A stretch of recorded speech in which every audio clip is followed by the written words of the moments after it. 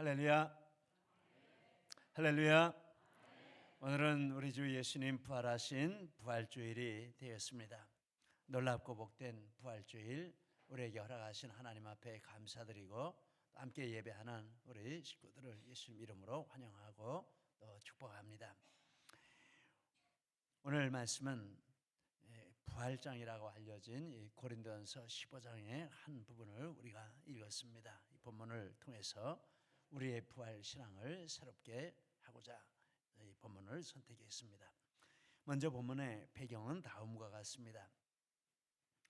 고린도전서는 바울 사도가 고린도 교회에 쓰신 서신 중에 하나이고, 고린도는 그때나 지금이나 그리스의 남부에 있는 항구 도시가 되겠습니다. 바울 사도는 주후 49년에서 51년 2차 전도 여행 때 1년 6개월을 몰면서 고린도 교회를 개척을 세웠습니다. 본 서신은 바울 사도가 3차 전도 여행을 하는 중에 주후 55년에서 56년, 그러니까 고린도 교회가 세워진 지 한 5년여 흐른 시점에 에베소에서 보낸 서신이 되겠습니다. 본 서신을 쓴 동기는 교회에 문제와 분쟁이 있다, 이런 소식을 듣고 또 교회로부터 어떤 문제들에 대한 질문을 받고 거기에 대한 답과 또 바울 사도의 지침을 이렇게 적어서 보낸 것이 되겠습니다. 그런데 문제 중에 하나는 바로 이 부활에 대한 문제였습니다. 고린도 교회에 부활이 없다, 이런 주장을 하는 성도들이 있었고, 그 문제 때문에 교회 안에 이런 여러 가지 또 일들이 일어났습니다. 이 고린도전서 15장은 이와 같이 부활을 부정하는 잘못된 믿음을 바로잡기 위해서 쓴 목적이 되겠습니다. 그런데 고린도뿐만 아니라 성경에 보면 이 부활을 부인하는 이런 내용들이 종종 나오고 있습니다. 복음서에 보면 사두개인들은, 또 사도행전에 보면 사두개인들은 부활을 부정하고 천사, 영, 내세 이런 것들을 부정하는 사람들이었습니다. 사도행전 23장 8절에 사두개인은 부활도 없고 천사도 없고 영도 없다 하고 바리새인은 다 있다 함이라. 사두개인들은 하나님을 믿는데 내세는 없다, 현세만 있다, 이런 생각을 하고 하나님을 믿었습니다. 그러려면 왜 하나님을 믿는지 참 알 수 없는데 어쨌든지 이런 주장을 하면서 하나님을 믿었고, 오늘날 사상으로 따지면 유물론 공산주의 사상과 같지 않을까, 이런 생각을 해보게 됩니다. 또 부활이 지나갔다, 이런 주장을 하는 자들도 있습니다. 디모데후서 2장 17절 18절에 보면 후메네오와 필레도가 부활이 이미 지나갔다 하므로 이런 주장을 했습니다. 자료를 보니까 후메네오와 필레도, 이 사람들은 영지주의자라 이렇게 설명을 하고 있습니다. 영지주의는 영적인 것은 있는데 영적인 것은 선한 것이고 물질적인 것은 악한 것이라, 이런 이원론을 주장했습니다. 그런데 몸은 물질이므로 악하고, 그래서 몸은 부활에 참여할 수 없고 영혼만 부활에 참여한다, 이런 주장을 했습니다. 영적 부활을 주장하는 사람들이었습니다. 후메네오와 필레도는 믿음 생활을 하지만 성경보다도 이 영지주의 사상을 더 신봉하는 사람들이었고, 교회 안에서 영지주의 사상을 가리키는 이런 일을 했습니다. 참 문제가 많은 것이죠. 이것이 부활이 이미 지나갔다, 이런 주장에 담긴 뜻이 되겠습니다. 고린도 교회 교인들 중에 일부도 이렇게 부활을 부정했는데 12절에 그 사실을 말합니다. 그리스도께서 죽은 자 가운데서 다시 살아나셨다 전파되었거늘 너희 중에 어떤 사람들은 어찌하여 죽은 자 가운데 부활이 없다 하느냐라고 했습니다. 죽은 자의 부활이 없다. 그런데 12절을 가만히 이렇게 살펴보면 부활이 없는 그 부활을 반대하는 그 핵심은 예수 그리스도가 부활하지 못하셨다, 이런 내용이 되겠습니다. 예수 그리스도의 부활을 부정하는 것이 이 고린도 교회 성도들의 부활 부정의 핵심이었습니다. 1절로 24절 말씀을 쭉 읽어보니까 바울 사도의 부활에 대한 논증도 이 그리스도의 부활에 초점이 맞춰져 있습니다. 고린도 교회 성도들은 예수 그리스도가 부활하지 못했다 이런 주장을 하고, 바울 사도는 거기에 대해서 예수님이 부활하셨다라는 이런 주장을 이렇게 하고 있습니다. 부활 부정을, 예수 그리스도의 부활을 부정하는 것에 집중하는 것은 예수 그리스도의 부활을 부정하면 다른 어떤 부활도 있을 수 없기 때문이다라고 하겠습니다. 이 사탄의 이런 초점이 되겠습니다. 참 사탄은 간교하다 이런 생각을 하게 됩니다. 바울 사도는 부활이 없다면 일어날 일들에 대해서 이렇게 말씀을 합니다. 부활이 없다면 고린도 교인들의 이런 주장대로 예수님이 부활하실 수 없습니다. 13절에 만일 죽은 자의 부활이 없으면 그리스도도 다시 살아나지 못하셨으리라. 15절과 16절에서도 그리스도의 부활이 없다, 부활이 없다면 그리스도의 부활이 없다마 바울 사도에게는 엄청난 충격으로 이런 주장들이 이렇게 다가온 것 같습니다. 아니, 그리스도의 부활을 부정하다니 도대체 어떻게 된 것이냐, 말도 안 되는 소리를 하고 있다. 너무 충격을 받아서 이 말을 이렇게 자꾸 반복한다 이런 느낌을 이렇게 받게 됩니다. 부활이 없다면 전도자들의 전도와 성도들의 믿음이 헛된 것입니다. 14절에 그리스도께서 만일 다시 살아나지 못하셨으면, 여기서도 그리스도의 부활을 부정하는 주장을 이렇게 전제합니다. 우리가 전파하는 것도 헛것이요 너희 믿음도 헛것이며, 헛것이 될 수밖에 없죠. 전도자들은 거짓 증인이 됩니다. 15절에 또 우리가 하나님의 거짓 증인으로 발견되리니 우리가 하나님이 그리스도를 다시 살리셨다고 증언하였습니다. 제 문제도 해결되지 못하고 믿고 죽은 성도들도 소용이 없습니다. 17절 18절에 그리스도께서 다시 살아나신 일이 없으면 너희의 믿음도 헛되고 너희가 여전히 죄 가운데 있을 것이요 또한 그리스도 안에서 잠자는 자도 망하였으리라. 부활이 있다고 믿고 사는 성도들은 가장 불쌍한 자들이 됩니다. 19절에 만일 그리스도 안에서 우리가 바라는 것이 다만 이 세상의 삶뿐이면 모든 사람 가운데 우리가 더욱 불쌍한 자이리라.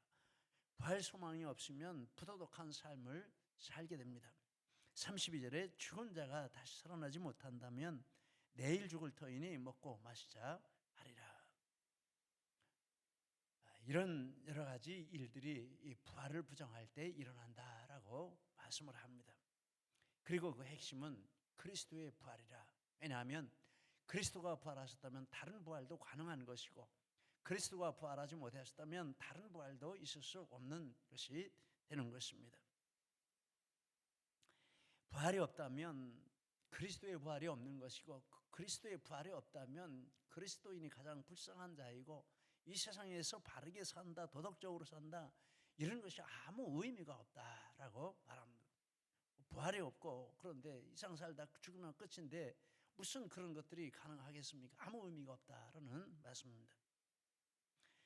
그런데 감사한 일은 부활은 분명하게 있다라고 말씀을 합니다. 부활의 가장 분명한 증거는 바로 예수 그리스도께서 부활하신 사건이다라고 말합니다. 나빌 쿠레시라는 사람이 있습니다.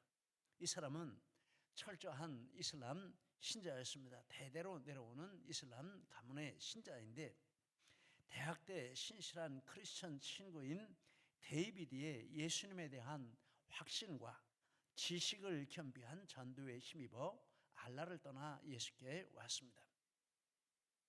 이슬람을 버리고 기독교로 이렇게 온 것입니다. 그는 미국의 이스턴 버지니아 의대를 졸업하고 영국 옥스퍼드 대학에서 신약학 박사 과정을 밟고 있다. 이렇게 책에 보니까 그렇게 말했습니다.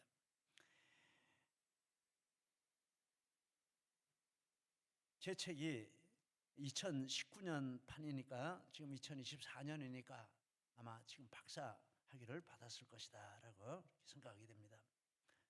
바로 이 책입니다. 알라를 찾다가 예수를 만났다, 이 책인데, 옥스퍼드, 콜롬비아, 존스 홉킨스 등 세계의 가장 뛰어난 100개 이상의 대학에서 자기의 회심을 이렇게 강연을 했습니다. 간증을 했습니다. 크리스천 투데이는 2014년에 그를 종교계에 급부상하는 리더라, 이런 평가를 했습니다. 그가 기독교로 개종하고 쓴 그 개종기가 바로 이 책 알라를 찾다가 예수를 만났다, 바로 이 책이 되겠습니다. 이 책은 2015년 뉴욕타임스 올해의 책 베스트셀러에 이렇게 뽑혔습니다. 그 해에 가장 많이 팔린 책이 되겠습니다. 한국어로는 언제 출판되었는지 모르지만 제가 읽은 이 책은 2019년 10월 30일 날 1쇄 발행을 했고, 같은 해 11월 26일 7쇄 발행을 했습니다. 그러니까 한 달도 못 돼서 25일 만에 7쇄까지 찍는 이런 책이 되었습니다. 올해가 2024년이니까 아무리 못해도 수백 쇄 이상 찍어냈겠다. 몇만 권 이상이 되겠죠. 한 쇄가 몇 권인지는 모르지만 정말 많은 이 책이 팔려나갔다라고 하겠습니다. 3주 전에 3월 10일 주보에 영국 킹스턴에서 거리 전도하는 혜영 전도자의 글을 주보에 실었던 적이 있습니다. 거기에 무슬림을 전도하다가 자기가 이렇게 무슬림들에게 소개하는 책이 있다라고 하면서 책을 소개했는데 Seeking Allah, Finding Jesus, 이런 책이었습니다. 바로 이 책이었습니다. 한국말로 알라를 찾다가 예수를 만났다, Seeking Allah, Finding Jesus, 이런 책이었습니다. 그것을 보면서 아니 벌써 알만한 사람들은 다 알고 읽었는데 나는 좀 이렇게 정보가 늦었구나, 이런 생각을 했습니다. 저희 큰딸이 읽고는 너무너무 감동을 받았다고, 아빠 꼭 읽어야 된다고 자꾸 재촉을 이렇게 해서 지금 이렇게 읽고 있는데 3분의 2 정도 지금 읽어가고 있습니다. 이 책에 보니까 이슬람도 예수님에 대해서 관심이 참 많다, 이런 생각을 하게 됩니다. 구약 성경도 인정을 하고 이슬람의 신약 성경도 인정을 하고 그중에 사복음서는 마호메트가 예수님에게 주었다, 이런 주장도 한다라는 내용을 보게 되었습니다. 전혀 기독교하고는 다른 건 줄 알았더니 기독교하고 이렇게 겹치는 부분이 참 많고, 특별히 예수님에 대한 관심이 이슬람이 절대적으로 많다라는 것도 책을 통해서 알게 됐습니다. 관심이 많은데 어느 쪽으로 관심이 많은가 하면 예수님이 메시아이심을 부정하는 쪽으로 관심이 많습니다. 특별히 예수님의 부활을 부정하는 이 주장이 강합니다. 그 이유는 다음과 같이 나오고 있습니다. 예수님의 부활을 인정하면 예수님의 십자가도 인정을 해야 합니다.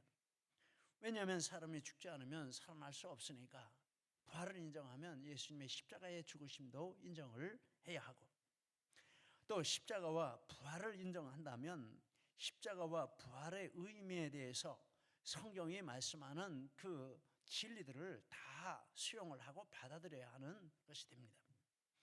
십자가와 부활에 담긴 성경의 진리는 하나님의 아들이신 예수님이 성육신 하셨다는 것, 예수님의 죽으심과 부활로 죄에 대한 대속이 완성되었다는 것, 그 결과 십자가와 부활은 믿는 자들에게 죄사함, 구원, 칭의, 양자, 부활, 영생, 천국 등 모든 영적인 축복의 근거가 된다는 것, 이런 것들을 한 세트로 다 받아들여야 합니다. 나는 십자가도 믿고 부활도 믿는데 다른 거 안 믿어, 이렇게 할 수 없습니다. 십자가와 부활에 담긴 의미가 그것이기 때문에 그 의미까지 이렇게 다 받아들여야 합니다.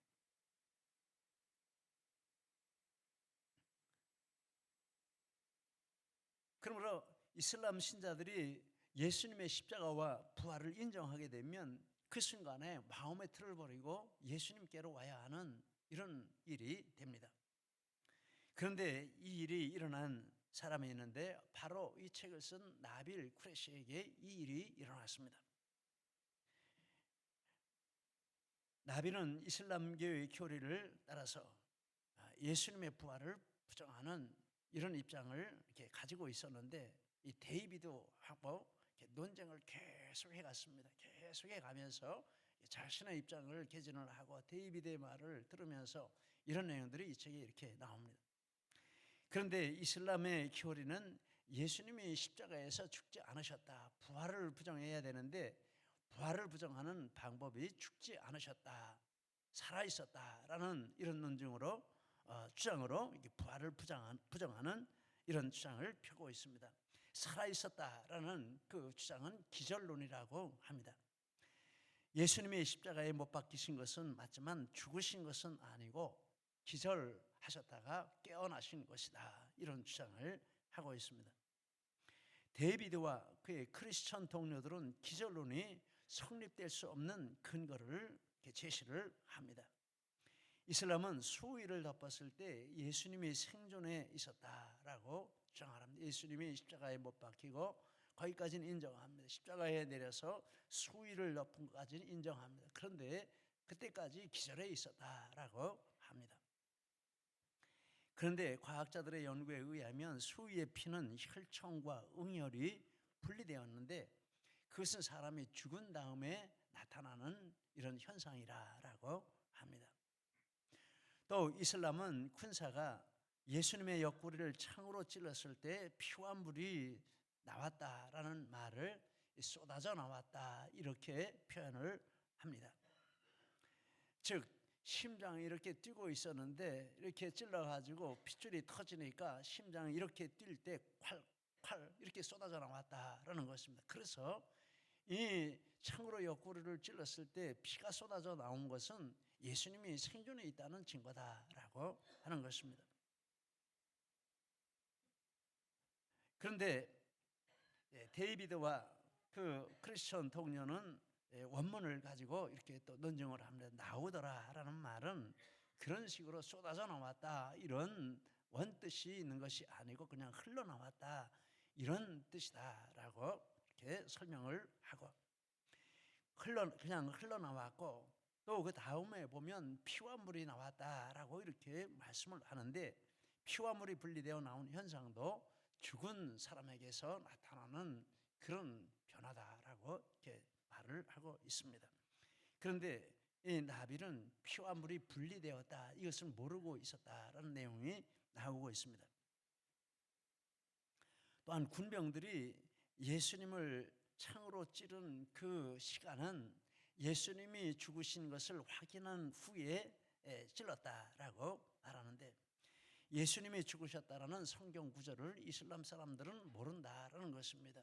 나빌도 전혀 모르고 있다가 예수님이 죽으셨다는 그 구절 때문에 당황했다라는 내용이 나오고 있습니다. 그러니까 성경 중에서 한 구절만 자기네들에게 유리한 한 구절만 유리한 따가지고 그것만 이렇게 전승을 하고 가르치고 이단이 하는 행동과 똑같이 그렇게 하는 것 같습니다.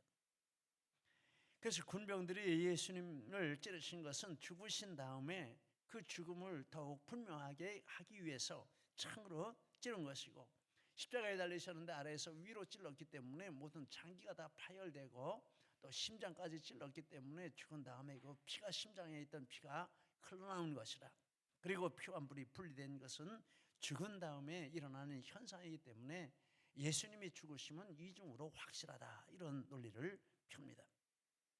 요한복음 19장 33절 34절을 제가 읽겠습니다.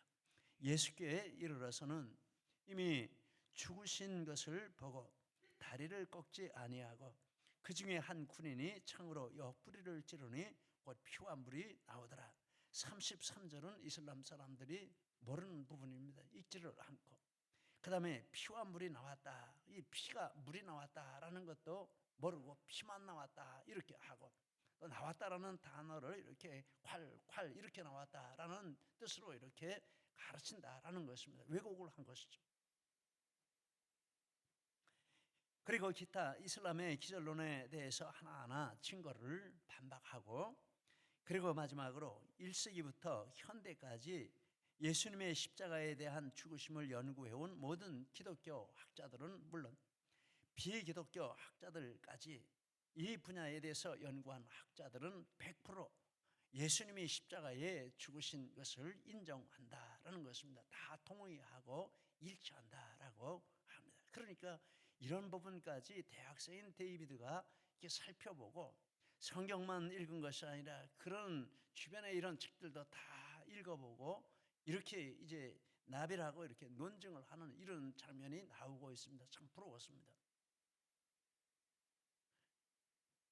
그리고 이슬람 단체가 예수 그리스도의 부활에 대한 공개 토론회 장을 만들었습니다. 이슬람 쪽에서는 저명한 이슬람 학자가 나왔고 기독교에서는 데이비드의 크리스천 동료인 마이크가 나왔습니다. 이슬람 쪽에서는 부활을 부정하는 주장을 하고 기독교에서는 부활을 이렇게 입증하는 이런 주장을 하고 공개 토론을 했는데 많은 사람이 이렇게 참여했다라고 나와 있습니다. 참 이렇게도 하는구나 이런 생각을 했습니다.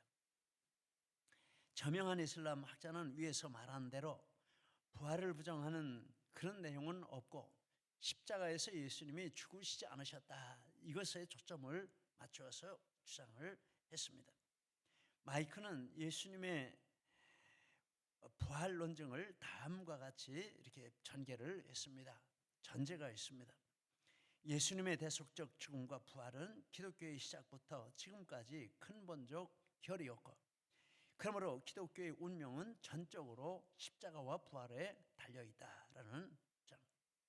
따라서 만일 예수님이 부활하지 않으셨다면 기독교는 무너지고 만다라는 것입니다. 반대로 예수님이 죽은 자 가운데서 부활하신 것이 분명하다면 기독교가 진리인 것을 절대적으로 누구나 인정해야 마땅하다라고 전제를 하고 그런데 이 전제는 고린도전서 15장의 이 바울의 말씀과 같고 성경의 말씀과 같은 전제가 되겠습니다. 기독교는 예수 그리스도의 부활에 서 있다라는 말이 바로 이런 뜻이 되겠습니다. 그러면서 예수님이 부활하신 증거를 쭉 이렇게 대고 있는데 그중에 하나 예수님의 무덤은 비어 있었다라고 하는 증거를 댑니다. 예수님이 죽으신 지 며칠 후에 예수님의 무덤이 비어 있었다고 할 수 있는 믿을 만한 근거가 있습니다. 기독교 운동은 예수님이 부활하여 더 이상 죽은 상태로 계시지 않는다는 진리 위에 세워져 있습니다. 위에서 말한 그대로입니다. 그런데 기독교는 예루살렘에서 시작이 되었습니다.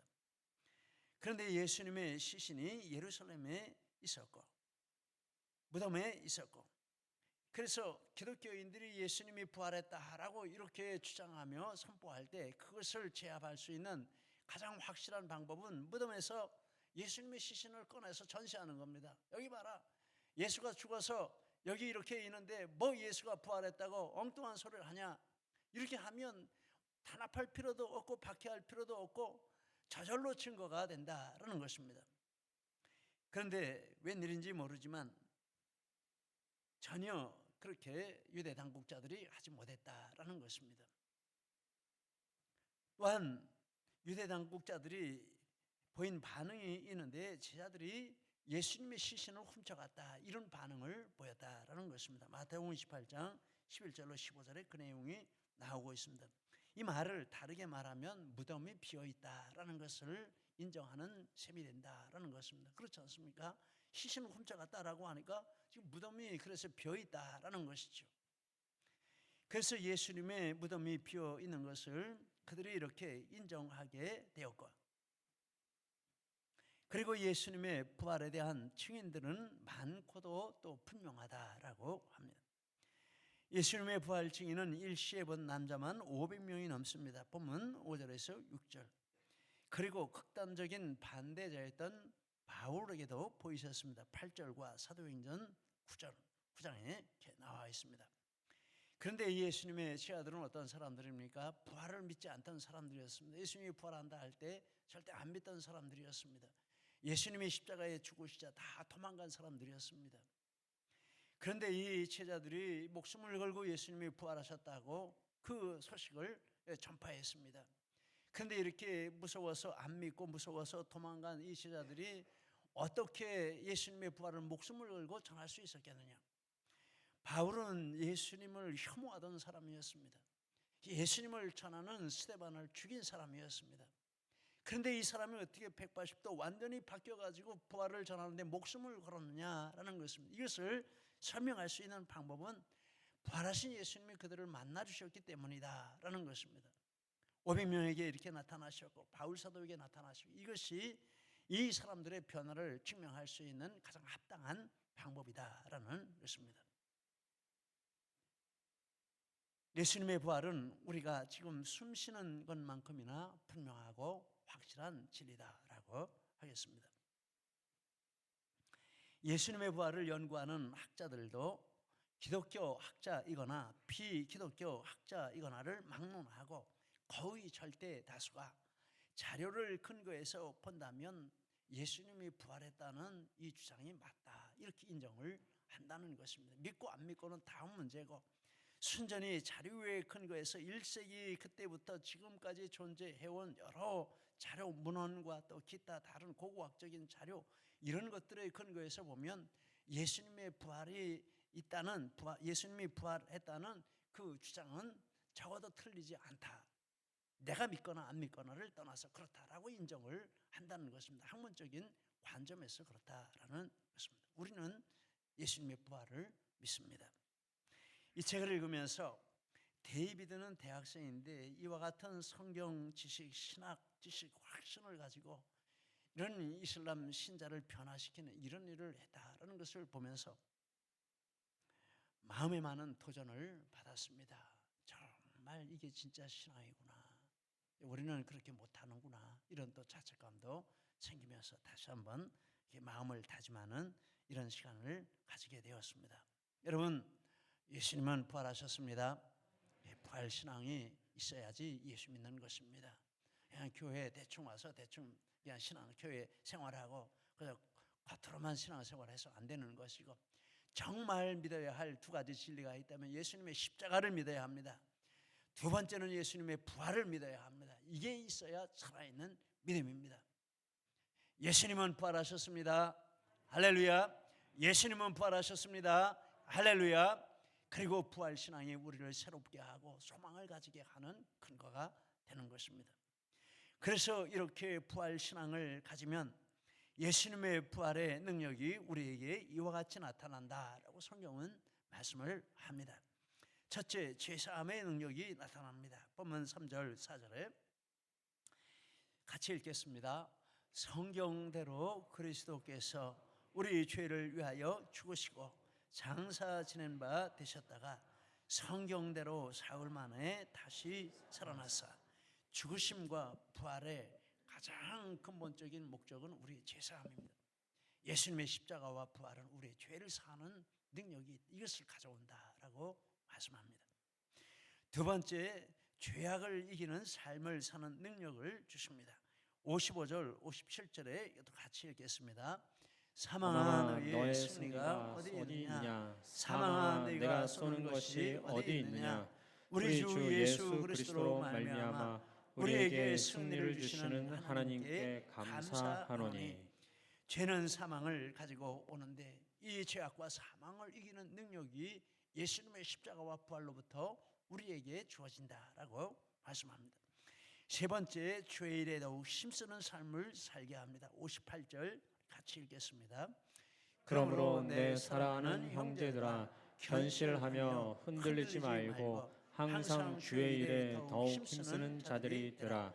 이는 너희 수고가 주 안에서 헛되지 않은 줄 알미라. 정말 예수님의 부활을 믿는다면 우리의 삶이 초점이 이렇게 변화되지 않겠습니까? 죄에 일에 더욱 힘쓰는 이런 은혜가 있을 줄 믿습니다. 예수님과 부활의 몸을 입고 예수님과 같은 부활의 몸을 입고 천국 영생을 누리게 됩니다. 52절 같이 있습니다. 나팔 소리가 나매 죽은 자들이 썩지 아니할 것으로 다시 살아나고 우리도 변화되리라. 또 십자가와 부활을 믿을 때 예수님은 이 모든 축복에 우리의 첫 열매가 되신다라고 말씀합니다. 20절에도 그렇게 말씀했고 23절에도 그렇게 말씀을 하고 있습니다. 같이 읽겠습니다. 그러나 각각 자기 차례대로 되리니 먼저는 첫 열매인 그리스도요 다음에는 그가 강림하실 때에 그리스도에게 속한 자요. 아멘입니다. 이 말씀을 묵상하며 이렇게 갑자기 이런 생각이 났습니다. 우리가 세상을 살아갈 때 많은 것들을 붙들고 삽니다. 젊었을 때는 건강도 붙들고 장래 자기 꿈도 붙들고 또 지식도 붙들고 여러 인간 관계도 붙들고 다 소중하고 이것들을 붙들면 행복할 것 같은 이런 생각을 가지고 열심히 그것들을 추구하며 삽니다. 그런데 시간이 지날수록 그렇게 붙들었던 여러 가지 것들이 하나하나 다 끊어지게 됩니다. 건강도 끊어집니다. 그렇죠. 지식도 끊어집니다. 많은 게 소용없습니다. 또 관계도 끊어집니다. 연세가 많아지실수록 관계가 끊어지고 결국은 혼자 남는 게 되는 것이죠. 그래서 가족들이나 있을까? 그 많던 관계 그것도 아무 소용이 없게 되는 그런 시점이 오게 됩니다. 다른 것들이 하나하나 다 끊어져 나가는데 그런데 마지막으로 견고하게 우리가 붙들 수 있는 소망이 있다면 부활의 소망이라 이렇게 말할 수 있습니다. 무너져가고 망가져가는 이 몸을 가지고 우리가 어떻게 살 수 있습니까? 부활의 소망밖에는 우리가 붙잡을 수 있는 것이 없다. 이런 생각을 하게 됩니다. 여러분 우리 부활신앙을 굳게 하시기 바랍니다. 정말 안 믿어진다면 하나님 앞에 기도하십시오. 하나님 난 믿고 싶습니다. 부활신앙을 주십시오. 정확하고 분명한 성경이 말하는 대로 부활을 믿고 예수님의 부활을 믿고 예수님처럼 내가 부활한다는 그 믿음을 가지고 이 땅에서 살 수 있도록 하나님 나라 갈 수 있도록 이 믿음을 주십시오. 이것부터 우리가 가져야 합니다. 그래야 다음 것들이 가능한 것입니다. 십자가 신앙, 부활 신앙으로 첫 열매 대신 예수 그리스도를 완전하게 담는 나중 열매 되는 이런 삶을 우리 모두가 사시기를 예수님 이름으로 축복합니다. 아멘. 기도하시겠습니다.